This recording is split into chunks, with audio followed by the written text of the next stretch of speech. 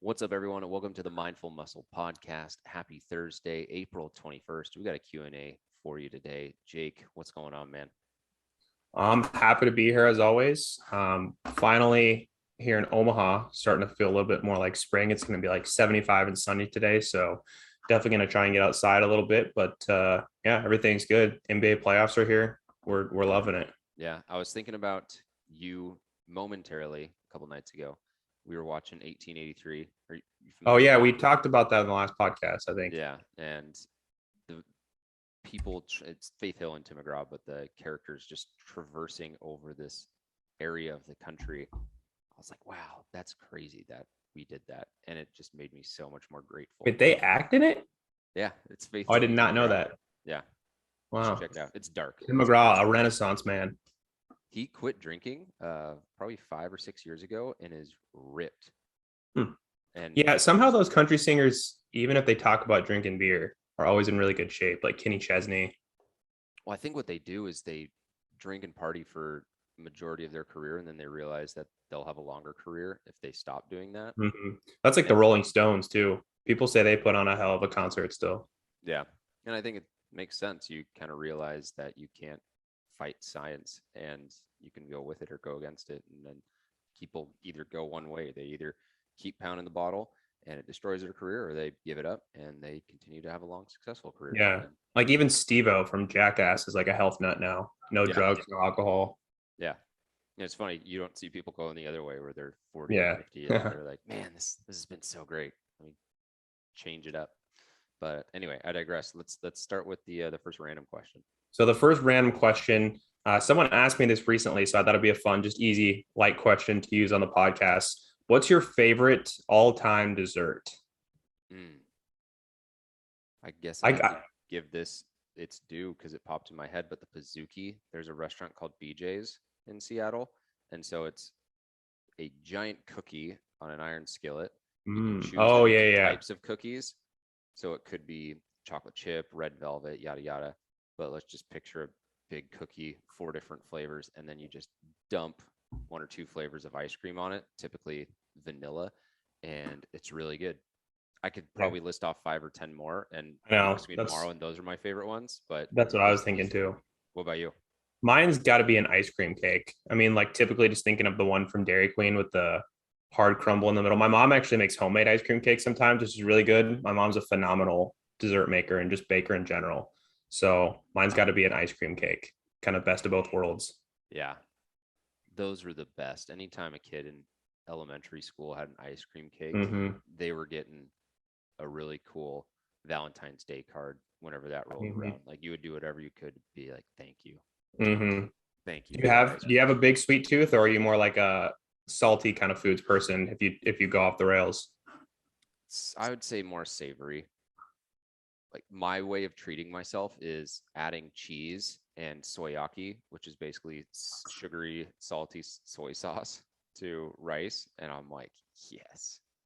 Don't get me Yeah. wrong, like a froyo is great, but I think savory is definitely the way Yeah. to go.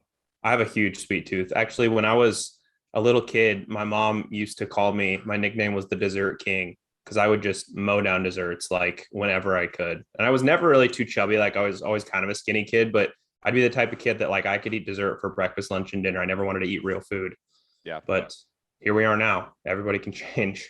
Yeah. I think that even in and of itself is a good lesson. I, in high school, was a 3 sport athlete, but my idea of a good time was an entire gallon of Arizona green tea and a family sized bag of Doritos. And I would watch TV shows or whatever. And despite being 17 years old, incredibly active, I would still be super frustrated. Why can't I get rid of this last layer of fat? Hmm. Geez, Paul, I wonder why. You eat like an absolute asshole. So you can look at your diet, and we can all probably find areas where we eat like an asshole. And if we were just less of an asshole over a long period of time, we'd lose that fat. Yeah. Anyway, Amen. let's dive into it. Hit me with that first question. All right. So the first question for me here is someone asked how to get better at a specific lift. And a lot of times this is cited, obviously, for a lot of guys as bench press. Some people want to improve their squat. Usually some like heavy compound lift. It's usually not so much like a bicep curl lateral raise. But to get better at a specific lift, you have to realize that a lot of what goes into being good at a lift is just skill acquisition. So strength is a huge part of it, and you want to get stronger.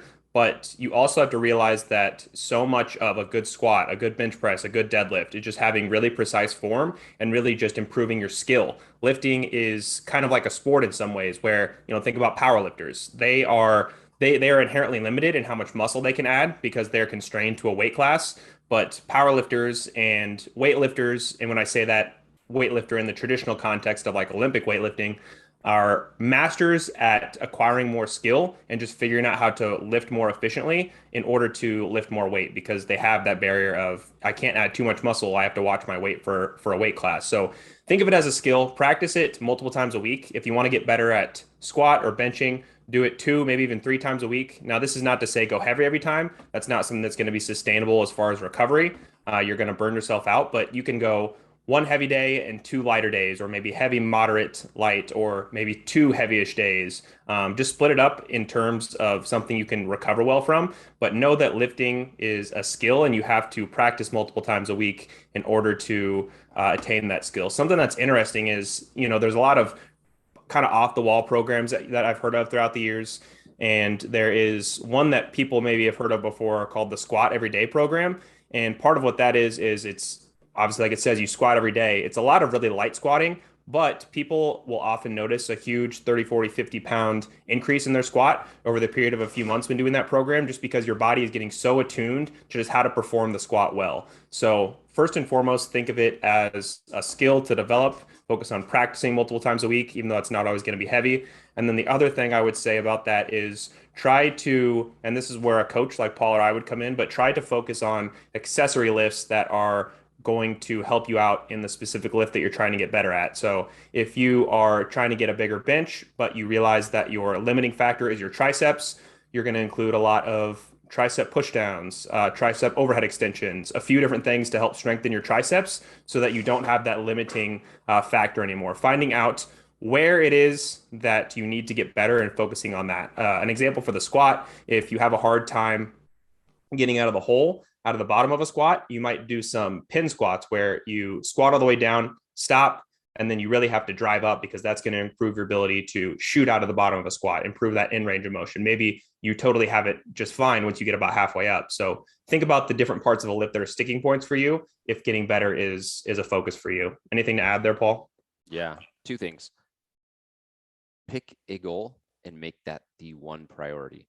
I was watching a video on YouTube about the book Essentialism, which is very similar to the one thing. And the Greek of priority is the one thing.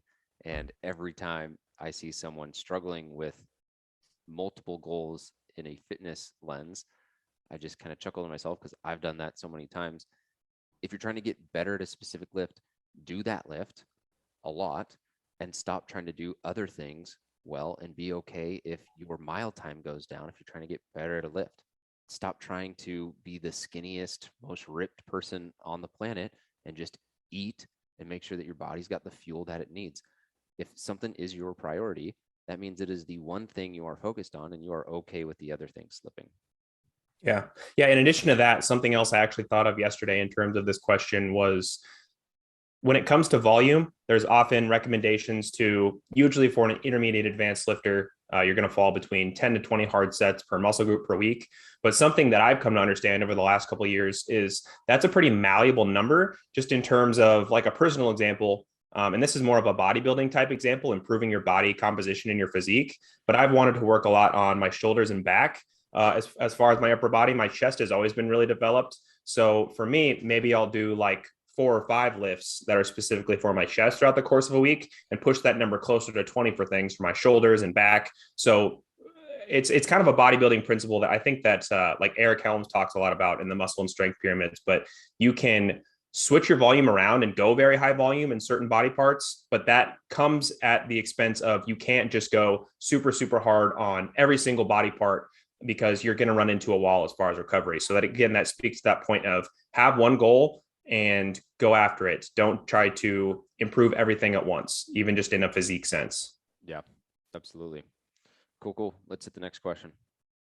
So the next one was, let me find it here. How much weight should I be trying to lose per week? Yes. So weight loss per week. So typically, when someone is trying to lose weight, a good rule of thumb is to try to aim for about 0.5 to 1% of your body weight per week, as far as how much weight you're going to be losing per week. So that usually comes down to, depending on your body weight, 1 to 2 pounds per week. And that's normally going to be achieved. Again, this is just a rule of thumb. So consider that everyone is going to be a little bit different, but that's usually going to come down to about a 25% calorie deficit per week to get you into that range. And just to extrapolate a little bit further and show how, talk about a few key factors that are going to help you attain this weight loss and help it be sustainable and not just be starving and not have it be really unenjoyable, is you really want to focus on high volume foods, high protein foods, and high fiber foods. So high volume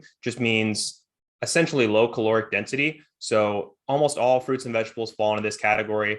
Some fruits are even more so, like berries and melons are very low calorie for their volume.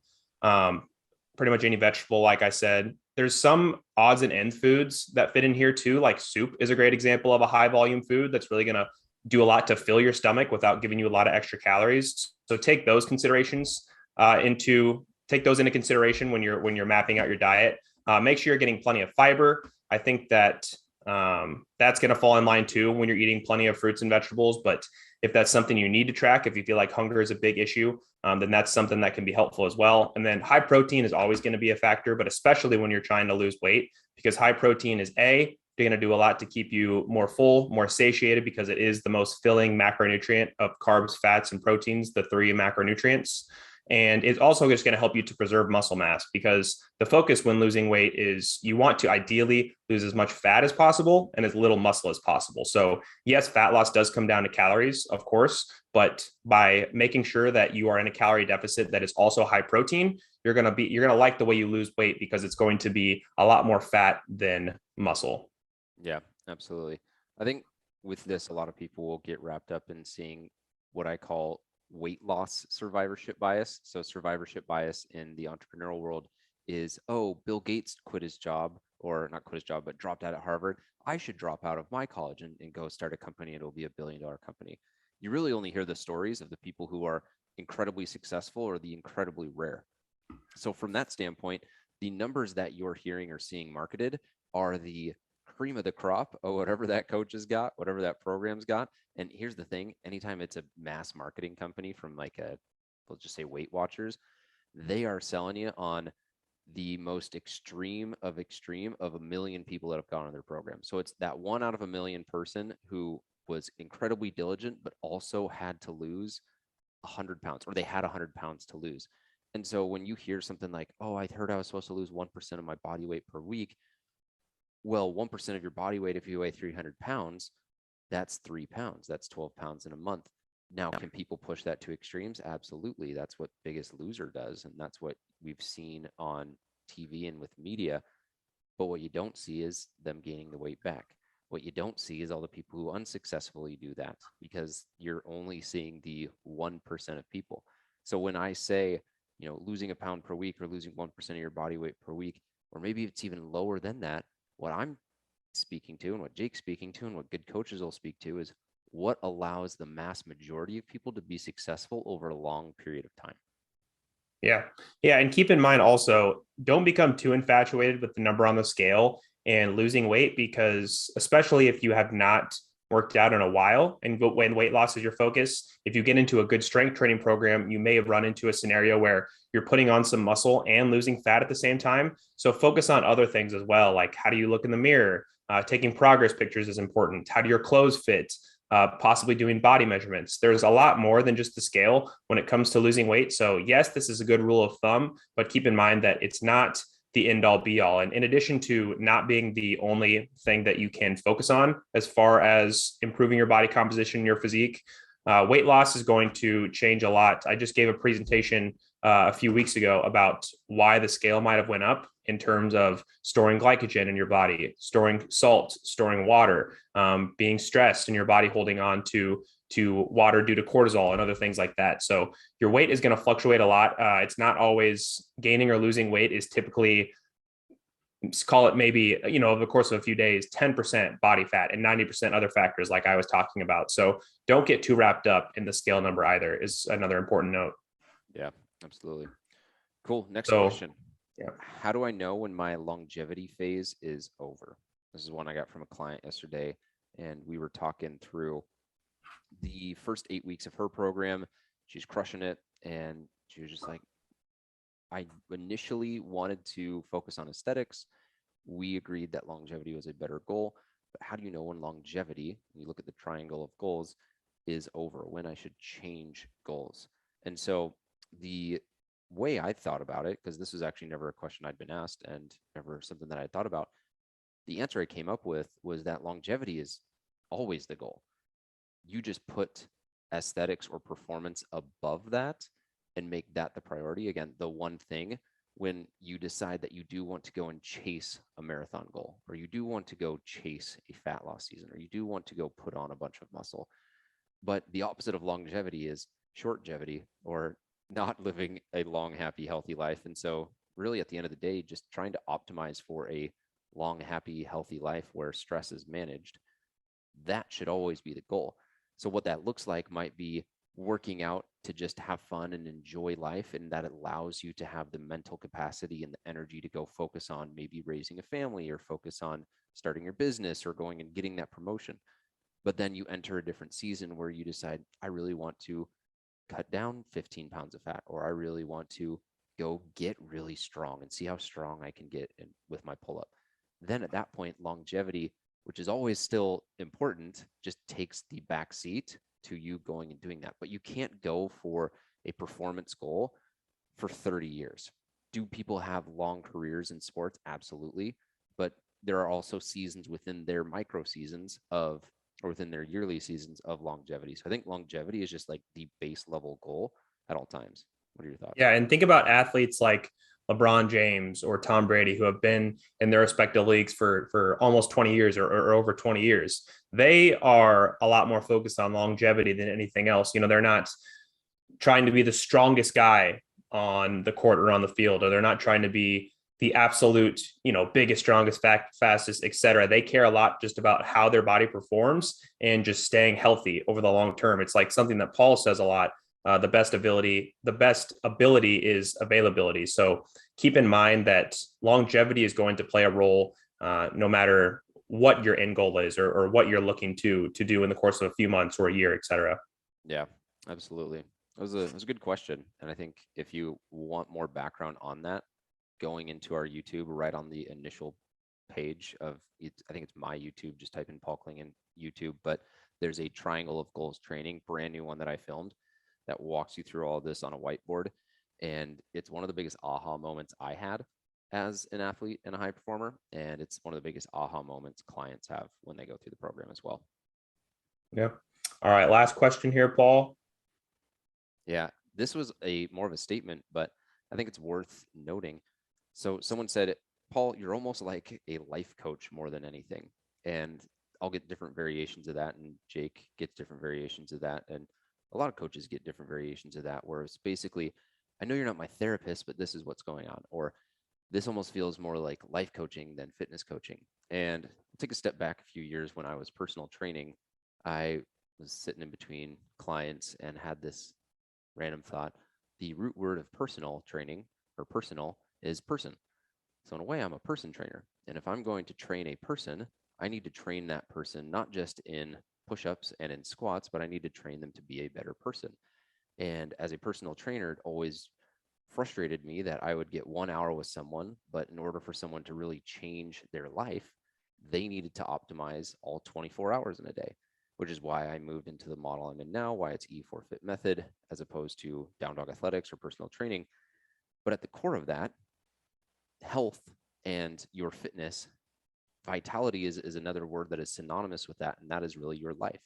And so I can't think of anything that is more life coaching than getting someone to sleep better, eat better, work out and move their body and optimize their mental fitness. And so when someone says, you're more like a life coach, well, yeah, I better be a life coach. Otherwise, as your fitness, nutrition, whatever coach, I'm not doing my job.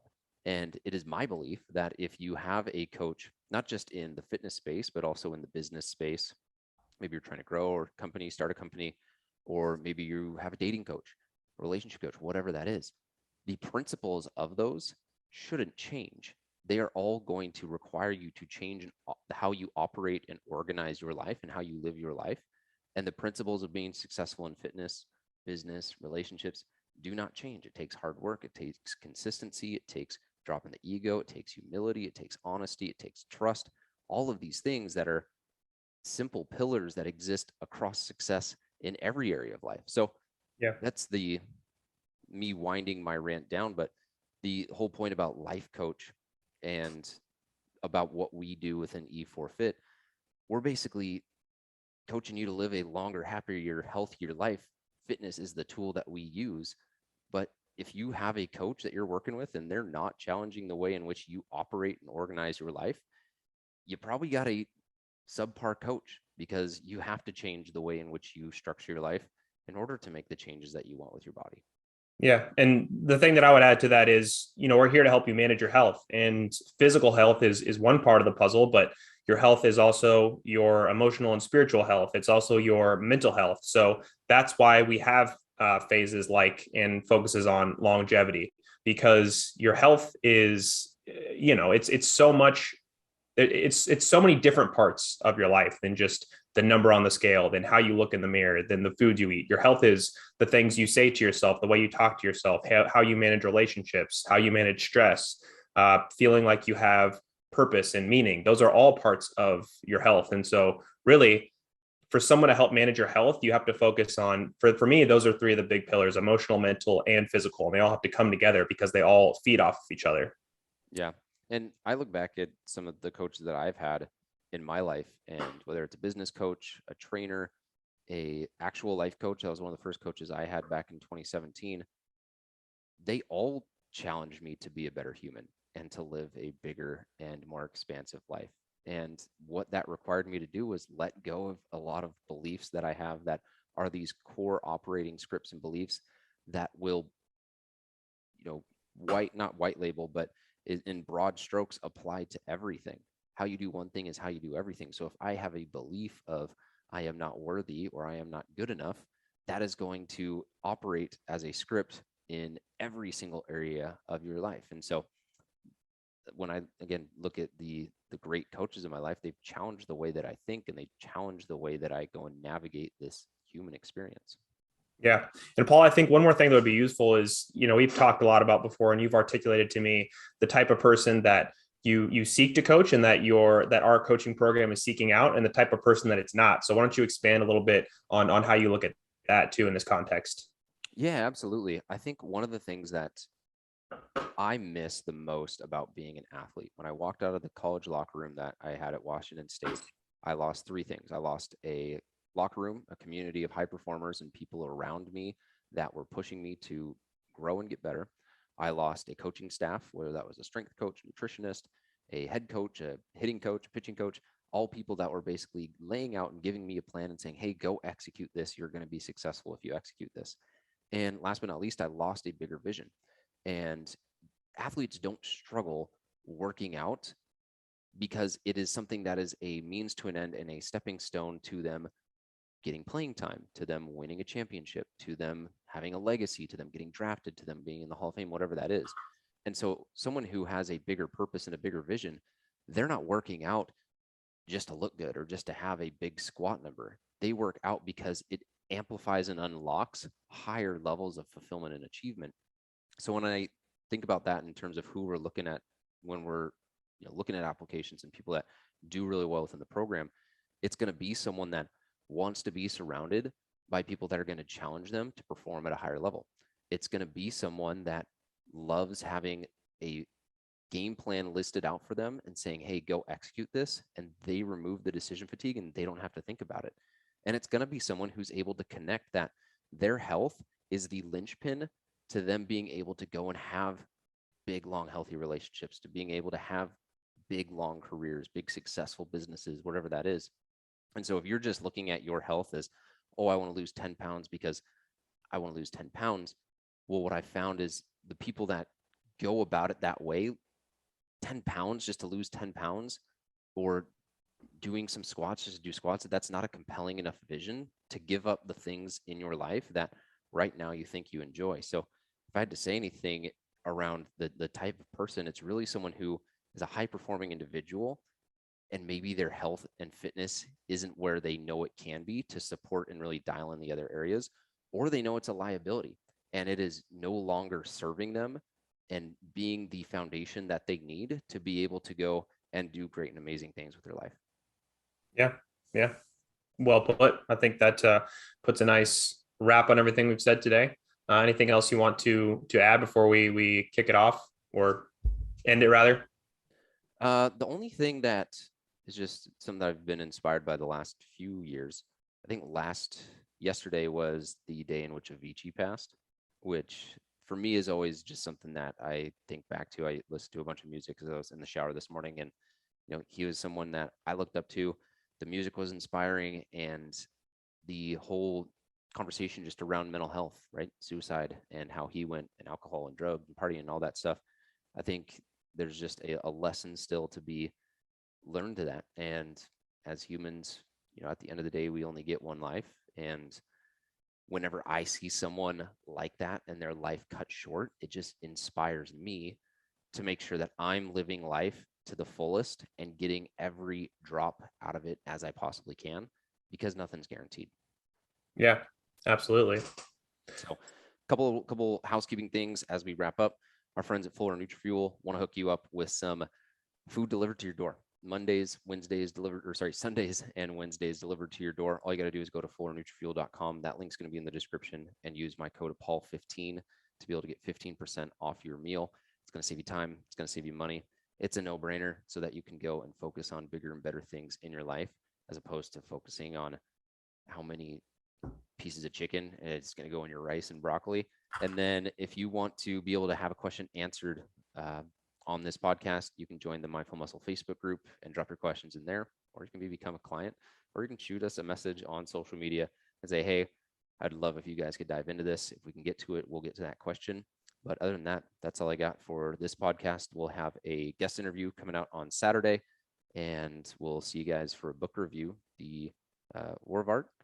Yep, the War of Art on Tuesday, next on Tuesday. So, Jake, thanks for the time. Thank you for listening, everyone, to the Mindful Muscle podcast. We'll catch you on the next episode. Thanks, guys.